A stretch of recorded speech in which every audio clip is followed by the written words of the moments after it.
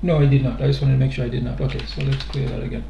All right, so let's go to Nushell and check it out. So first thing is you need to install it.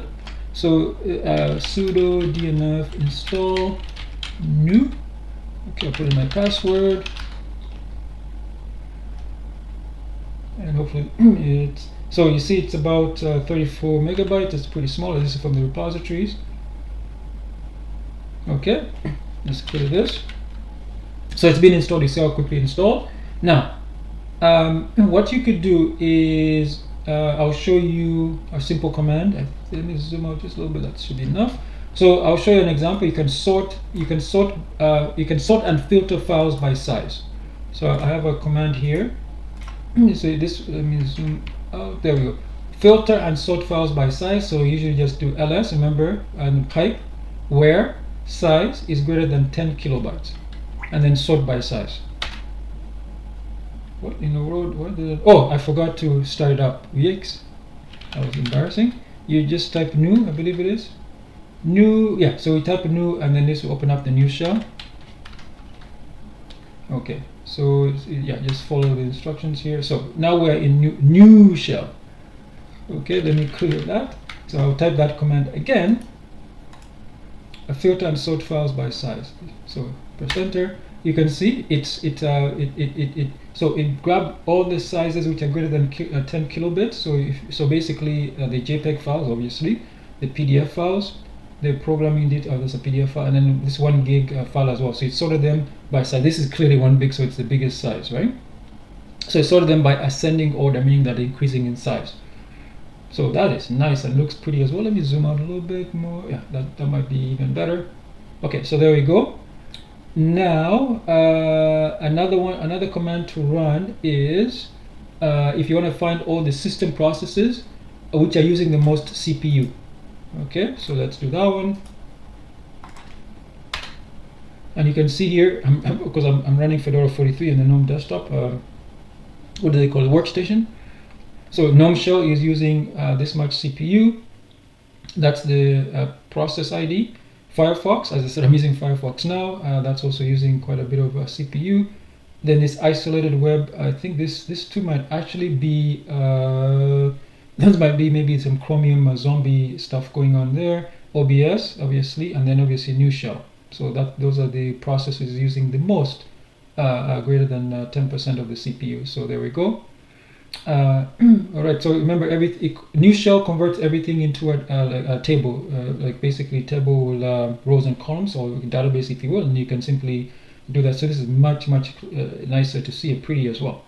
Okay, so let's do another one. I'm gonna clear this one.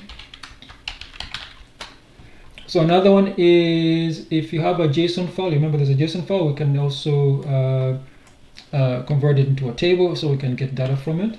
This is so much more easier. So basically, see, view JSON file as table. For example, I'm going to open this JSON package JSON file and get the name, and you can see I have a bunch of names: project alpha, project beta, and gamma as well. So if you want to see the JSON file, I'm going to cut it here, package.json. You can see I have the names of project alpha, project beta, and project gamma, and you can see there's other stuff inside this JSON file. And because this is converted to a table, you can simply get all that stuff as well.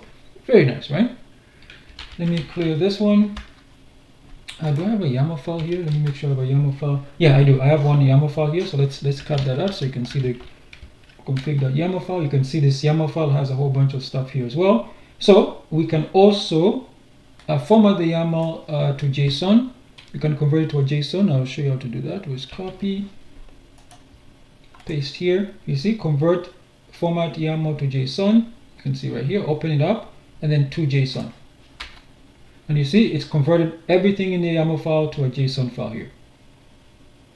Isn't that cool? That's all from this Nushell. Really awesome. Okay. Now, personally, would I do something? I mean, unless somebody gives it to me. Normally, what I would do, I guess this is easier to write than. Yeah, I guess that's easier to write. You can simply just write it this way, and then convert it. Yeah, I guess that's fine. I guess you can just write it, and then I guess a fast way to I was gonna say, why would I need this? But then I realized, yeah, it's a fast way to write JSON, because all you do is YAML files are pretty pretty easy to do. So I guess I can do that. There we go. All right, now we can also use a REST API. For example, I'm gonna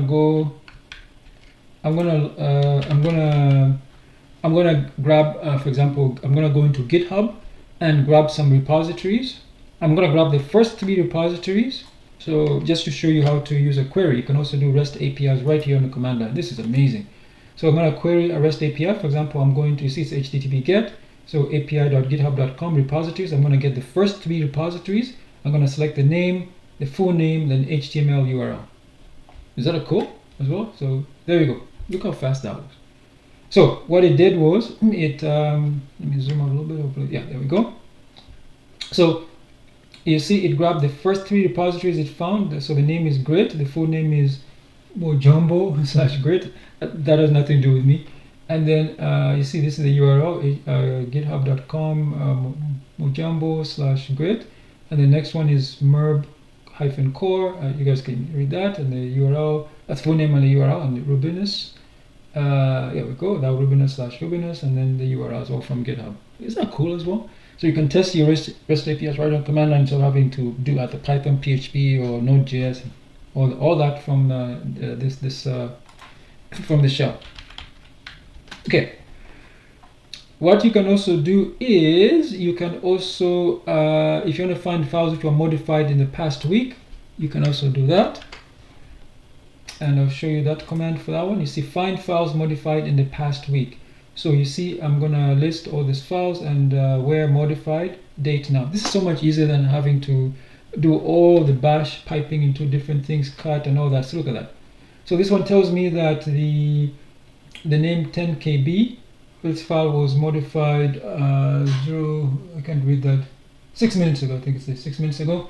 YAML config file, this was modified a week ago, obviously when I was testing this Nushell. And then the package JSON was also modified a week ago. So these 2 were modified in the past because what I was doing was I was what do you call it? I was testing the Nushell, of course. So I created this file, the config.yaml and package JSON. So this 10kb says 6 minutes ago. So I believe that was when I maybe created that JSON file. I didn't realize it created it. I guess it just gave it a name. Yeah, so this one, the 10kb. So this one was just created literally just a few seconds ago. So I should have given it a name when I converted to a JSON, I guess. And that must be the, I think config, yeah, this one to a JSON. So I think, but that's 10kb is kind of big. Yeah, so I think that's the one, that's the one there. Okay, now, all right, so if you want to make Nushell your default shell, what you do is you type which new, and you can see it tells you the path. The path is in /user/bin/new. So then what you can do is if you want to append this to your /etc shells, I'll just show you. So if I type cat /etc/shells, you see right now this is the number of shells I've installed in the system which I can actually use. I can use this is the simple one, just the shell. There's a bash, and also /bin sh bash, and there's a tomux. I didn't even have tomux here. And then obviously I can simply, if I want to append it, this is the command that I would actually type. I'll show it to you in a second. You see the which new, which will grab the path here, and then sudo t-a, then it will put it into the it will just append it to the /etc cells. But I'm not going to do that because as I said before, I still need a little more time to get comfortable with this one. So I'm just going to press Ctrl+C to exit out of that one. And then if you also want to, if you want to change your login shell, you can do the same thing. And what you do is you just type this command, set as login shell. You see change shell space -s space, and then which new in here in the was this parentheses and the $sign in the beginning. So that will force it to use Nushell for your login. All right, so Ctrl+C again. I'm going to clear this. Now I'm using the GNOME. I'm not using GNOME terminal. I should have used GNOME terminal. I use the yeah. I should have used GNOME terminal. Okay, I might strip off because I'm using GNOME Terminal for something else. I'm doing that for the multi-stream. So in GNOME Terminal, I don't think this one has it. This is the console. What you do is you go to Preferences, and then you go to Profiles, and then you can add a profile here, and then you can set the profile to run a specific command. So meaning that every time you start you start this terminal, it will use Nushell. So I'll explain that in a second. So I'm not going to use this one because this one does not have the what I'm looking for. So what I'm going to do is I'm going to see if I can tear off a column here. Oh, come on. Okay, I'll show you this anyways. So this is GNOME Terminal. If we go here, we go to Preferences. Yeah, no wonder they decided. Yeah, Preferences. You go to Profiles. Does it even work? What is wrong with this? Jeez. Okay, normally you go to Profiles, and then why is this not working? Do I have to click a new profile? Yeah, you go to Command, and under Command you see this is where you can run your own custom command. So this will automatically always start up Nushell. Man, I do not know what is going on today. Jeez.